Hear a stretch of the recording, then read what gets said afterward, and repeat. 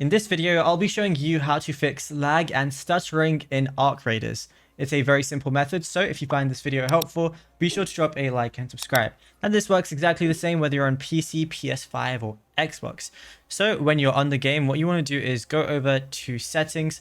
You're going to see a lot of different things, but basically the first thing you want to do is check your server.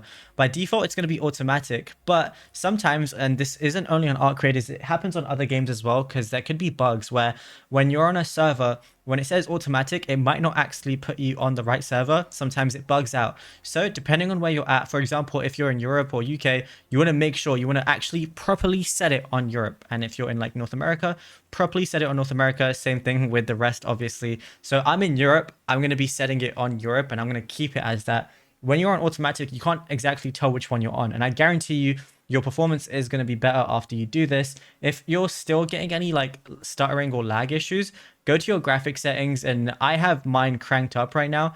But what you could do is change things down. So put it to like low or medium, because your PC might not just be able to handle all of these crazy settings. But it's as simple as that. Now, if you found this video helpful, drop a like and subscribe, and check out our other Arc Raiders videos on the channel.